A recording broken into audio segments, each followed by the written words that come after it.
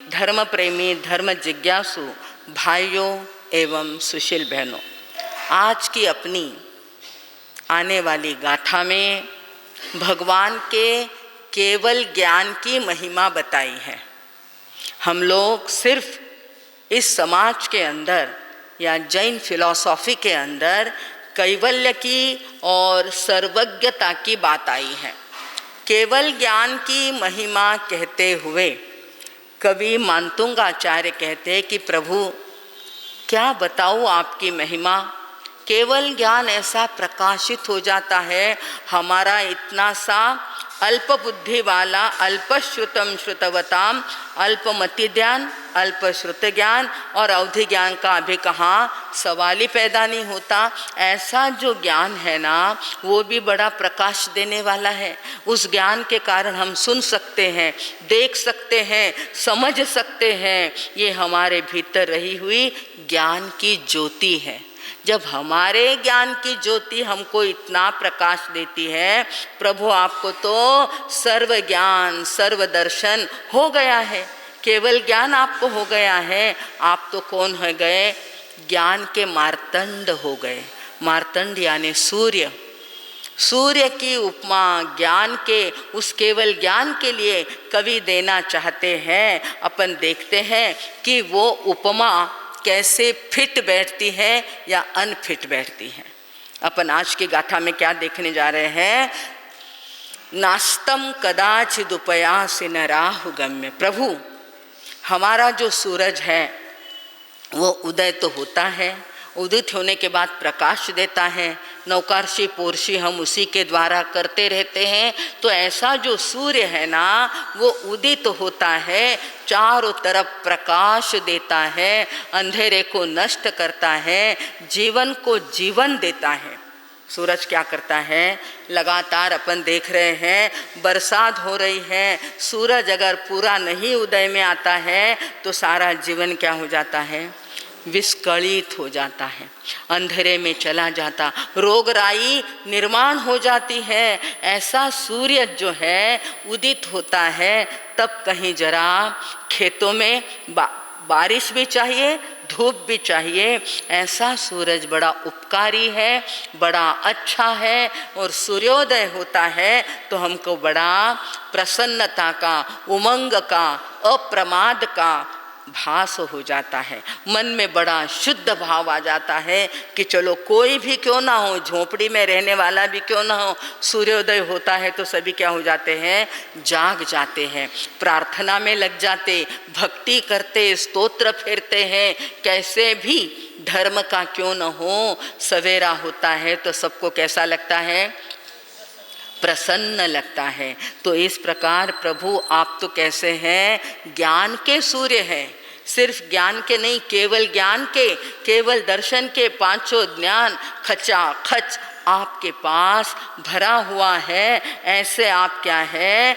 सूर्य है। और उस सूर्य के लिए वो उपमा आपको देने जा रहे हैं। परंतु प्रभु देखता हूँ, मानतुंगाचार्य कह रहे हैं, मैं देखता हूँ कि सूर्य की उपमा देने तो गया, फिट बैठी नहीं। क्या हुआ है?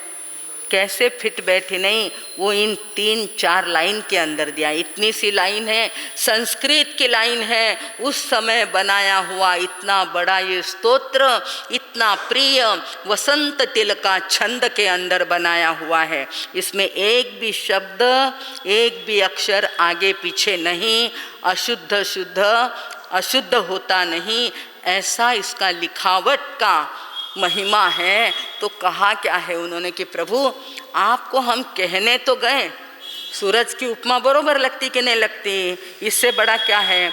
चंद्रमा की दे रहे। अब इतना बड़ा इस अपनी धरती के ऊपर बड़ा बड़ा क्या है? मेरू पर्वत कल हो गया, चंद्रमा हो गया, पौर्णिमा का चंद्रमा हो गया। अब सूरज की उपमा ऊपर देखते हैं तो सूर्य बड़ा लगता है। प्रभु हमको तो यही बड़ा नजर आता है। परंतु मैं चिंतन करता हूँ, मैं विचार करता हूँ कि ये सूर्य है तो बड़ा अच्छा। सूर्य कैसा है?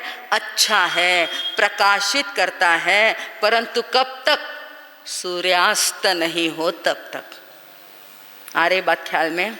इसका क्या हो जाता है, शाम को चौवियार का टाइम आ गया, ब्याड़ू का टाइम आ गया, तो क्या हो जाता है, सूरज चला जाता है, यानी सूर्य क्या होता है। परंतु प्रभु के ज्ञान का कभी अस्त होता है क्या? अरे एक बार सम्यक दर्शन भी हो जाए ना, सम्यक्त्व की प्राप्ति हो जाए, तो सुई में दोरा पो लिया जाता है। सम्यक दर्शन इसके लिए प्राप्त करना है।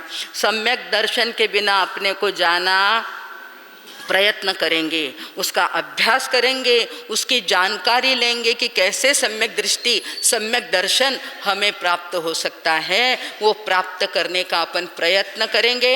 उसके बिना जाना नहीं। ध्यान रखना, आ जाए तो भी बोलना जरा रुक जा, मैं सम्यक दर्शन प्राप्त करके फिर आ रहा हूँ, ऐसी भावना अपने मन में भानी है। क्योंकि सम्यक दृष्टि जीव अगर नरक में भी चला जाए गोते खाता नहीं है, जागरूक रहता है, वापिस वो क्या हो जाता है, ऊंचा उठ जाता है। ऐसा सम्यक दर्शन की महिमा है भाई और बहनों। और सम्यक दर्शन अगर इतना जागरूक रखता है तो केवल ज्ञान की क्या बात है। क्षायिक सम्यक तो प्राप्त हो जाए तो आने के बाद जाता है क्या? एक बार वो प्राप्त हो जाए तो वो जाता, उसका अस्त नहीं होता। यहाँ तो केवल ज्ञान की बात है, वो तो कभी अस्त न अस्त। शब्द क्या रहा किताब में, देखिए आपके, नास्तम कदाचित। शब्द क्या आया, न अस्त कदाचित, यानी कभी भी अस्त को प्राप्त। कभी ऐसा सुना कि हाँ कहीं और क्षेत्र के अंदर केवल ज्ञान हुआ और थोड़ा रुक गया, ऐसा कभी सुन? केवल ज्ञान एक बार प्राप्त हो जाता है, तीनों लोक में और चारों दिशाओं में क्या हो जाता है, उदित हो जाता है। और कितने केवली भगवंत विराजमान है। परसों हमने देखा कितने हैं साहब, पहली बन्ना में क्या रहा, बोलिए साहब, जघन्य, कम से कम मिनिमम आता है ना आपके यहाँ, मिनिमम तापमान आणि जास्तीत जास्त तापमान किती आहे, तो मिनिमम याने 2 करोड़ केवली। कितने केवली, गिनती करिए साहब, इतने अपने साधु संत भी अभी नहीं हैं। ऐसे 2 करोड़ केवली भगवंत विराजमान है। और उत्कृष्ट कितने, 9 करोड़ केवली। ऐसे केवल ज्ञान और केवल दर्शन के धारक पहली वंदना में आते हैं। प्रतिक्रमण करना ही है, और प्रतिक्रमण के समय उनको क्या होती है, वंदना होती है। पहले ही वंदना के अंदर करोड़ों मुनिराजों को, और ऐसे सामान्य मुनिराज नहीं, केवल ज्ञान और केवल दर्शन के धारक मुनिराजों को क्या होता है, ये जिन शासन है साहब। ये क्या है, वीतराग का शासन है। और इसके अंदर ऐसे ऐसे महापुरुषों का वर्णन और उनको वंदना की जाती है, नमस्कार किया जाता है। तिखुत्तों के पाठ से, लोगस्य के पाठ से खमासना देते समय और पांचों पदा की वंदना देते समय अपन क्या करते, उनको है ना, वंदना करते हैं। वंदना करने से नम्रता आती, और नम्रता करने से अपने को भी क्या हो जाता, थोड़ा बहुत प्रसाद ज्ञान का मिल जाता है। हम अगर ऐसी भावना भाएं तो अपने को भी वैसा ज्ञान मिल सकता है, जो ज्ञान कभी अस्त होता नहीं है। न अस्त, नास्तम कदाचित, कभी भी अस्त को प्राप्त होता नहीं। और आगे और बात बताई कि हमारा जो ये सूरज है ना, उसके सामने कभी कभी राहु और केतु आ जाते हैं, ग्रह होते हैं ना। ये सारे आकाश मंडल के अंदर नक्षत्र ग्रह ये सारे होते हैं। किसी को बोलते हैं ना, कोई बताने के लिए जाते हाथ, और वो गंगा के किनारे जाते बताने के लिए, ग्रह लग जाते, शनि ग्रह लग जाता, और पता नहीं केतु लग जाता, राहु लग जाता। प्रभु आपके केवल ज्ञान को, केवल ज्ञान रूपी सूरज को, ना तो किसी का राहु और ना किसी का केतु वहाँ पर कुछ भी आड़े आता।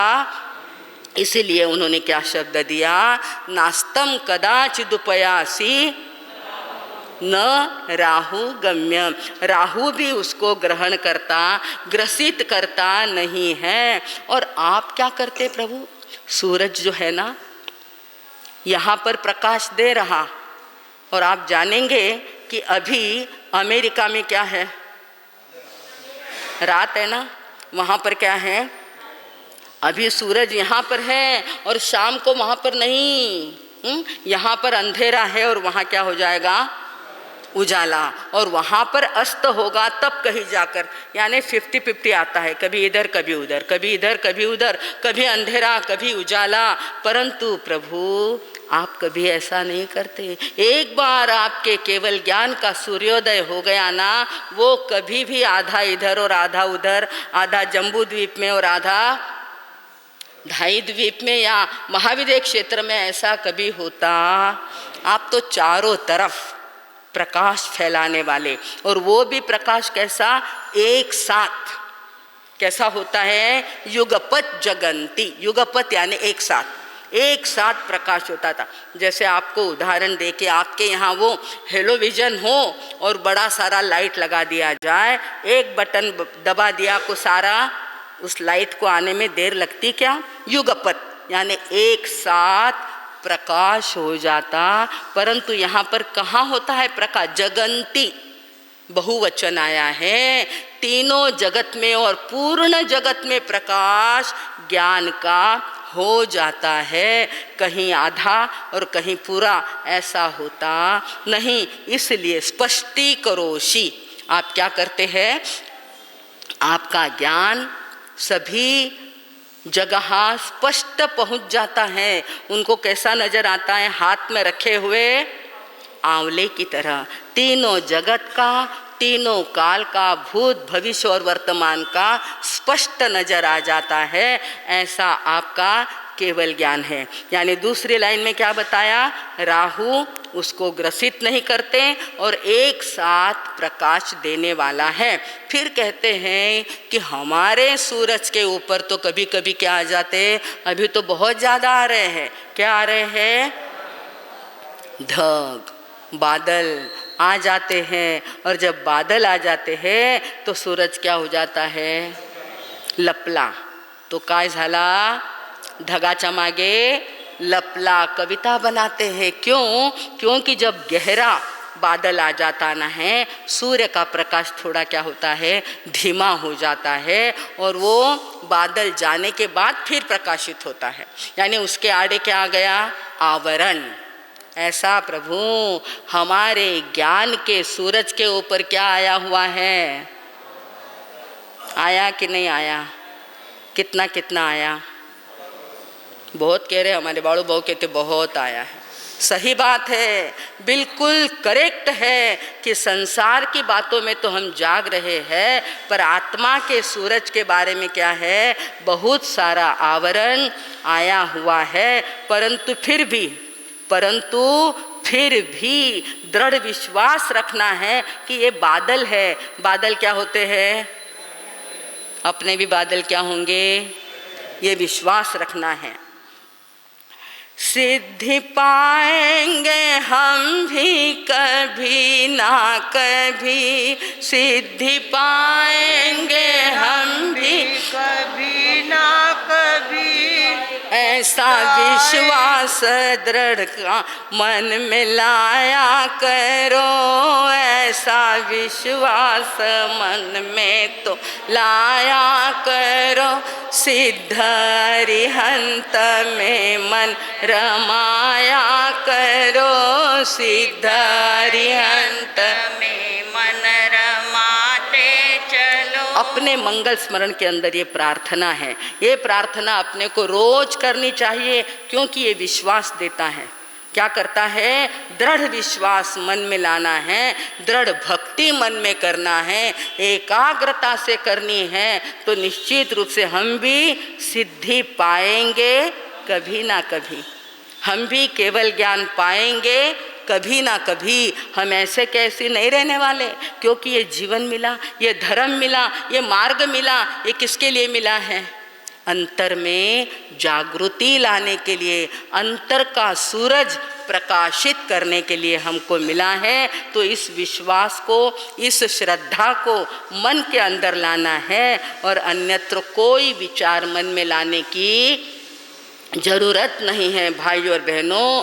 तो इस प्रकार ये चारों बातें हमारे केवल ज्ञान के सूरज के अंदर प्रतिभासित होती है।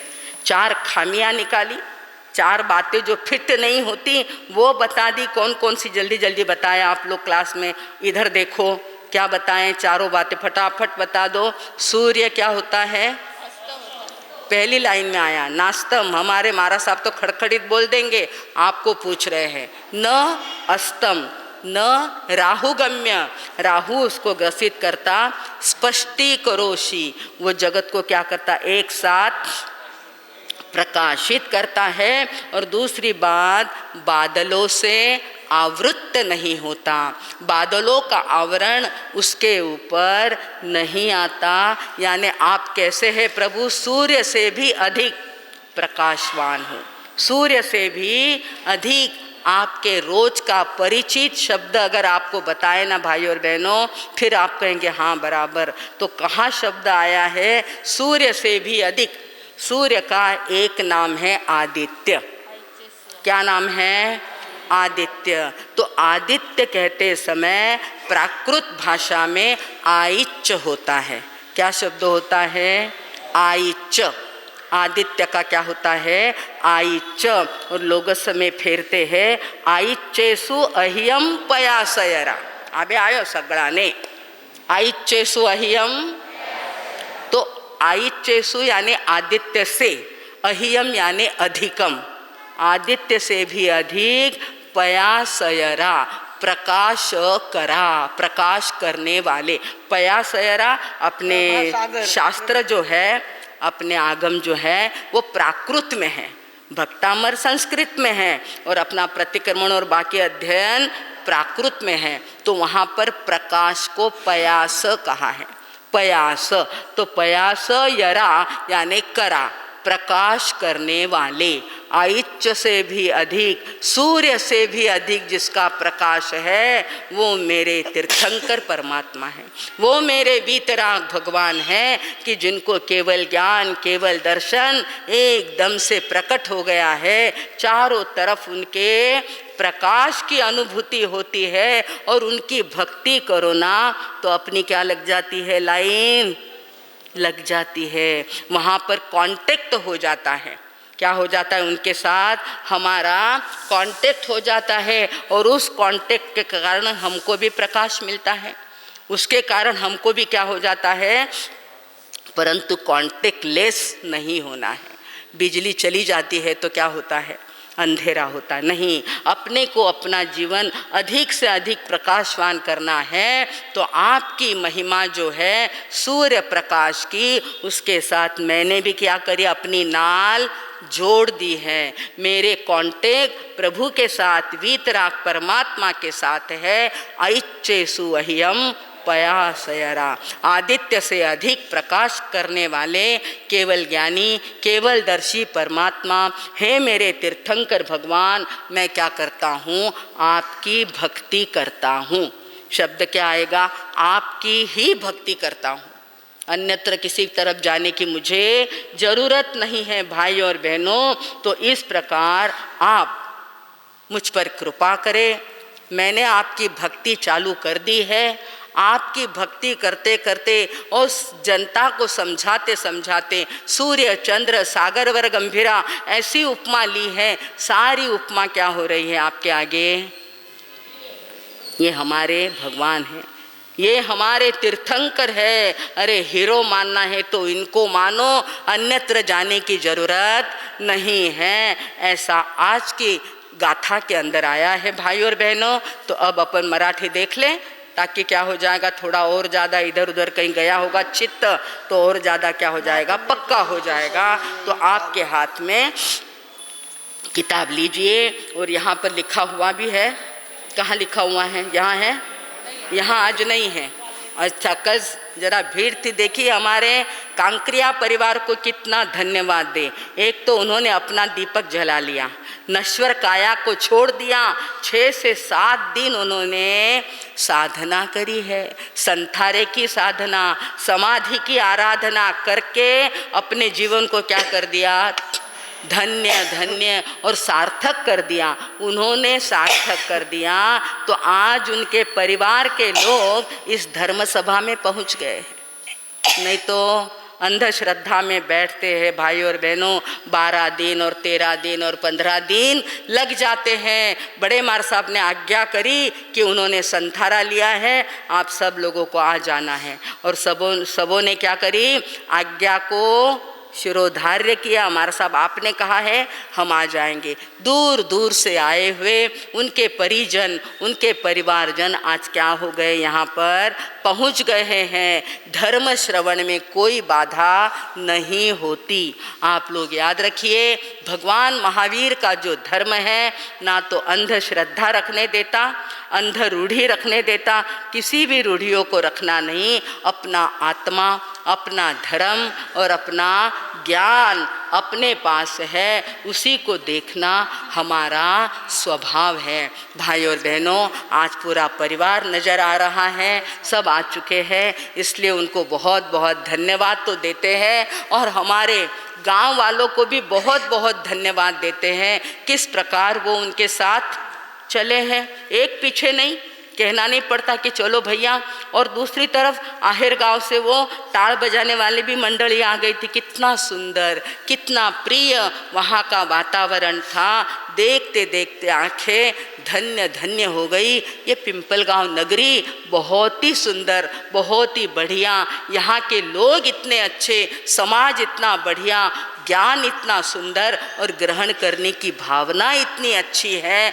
भाई और बहनों, इस प्रकार का कल का दिन जो था अपना बहुत बिजी गया है, व्यस्त गया है, इसके कारण लिखना रह गया है, ऐसा मुझे कहना था। तो समय मिला कि आप लोगों को धन्यवाद देने का भी अवसर मिल गया। भाई और बहनों, तो अब अपन जितनी भी किताबें हैं एक एक में दो दो, देखो पीछे भी दे दो।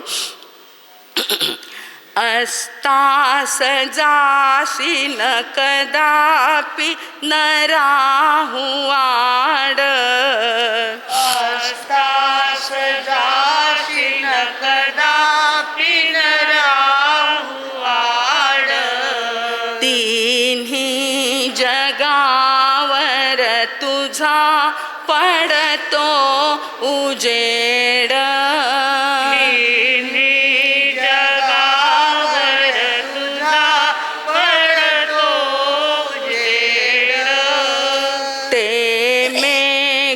झाकती मुळी न तुझा प्रभाव, मेघ झाकती मुळी न तुझा प्रभाव, चाहे न तो तुझ पुढे रवीचा प्रभाव,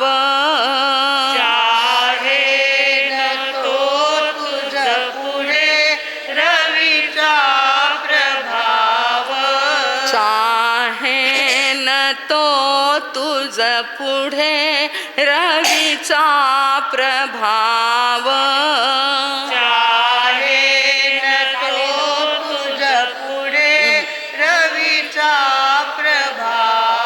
हे प्रमाणे हे ज्ञान सूर्या, सूर्य उदय झाल्यानंतर अस्ताला पावतो, राहूद्वारा ग्रासित होतो, ढगांच्या मागे लपून जातो, परंतु आपले कैवल्य ज्ञान रूपी सूर्य उदित झाल्यावर तो अस्ताला जात नाही, असे होत नाही, त्याला राहू ग्रासित नाही, कोणाकडूनही पराभूत होत नाही, असे आपण अतिशय महिमावाले ज्ञानरूपी सूर्य आहात।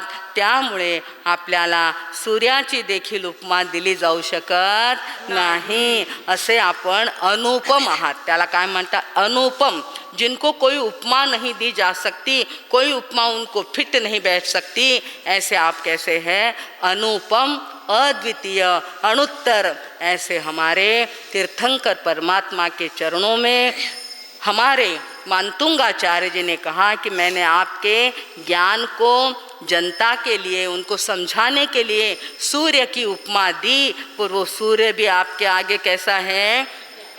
आपके ज्ञान के आगे वो सूरज भी फीका है, परंतु फिर भी प्रभु मैंने आपकी महिमा जानी है। जानी हुई इस महिमा को मैं अपने जीवन में लाने की कोशिश करूँगा। आप और हम निश्चित रूप से इस भावना को मन में भाएं कि कभी न कभी हम भी अपने जीवन में, अपनी आत्मा में ज्ञान सूर्य का प्रकाश देखेंगे। इसी शुभ मंगल की कामना में अब मैं विराम लेती हूँ। ओम शांति।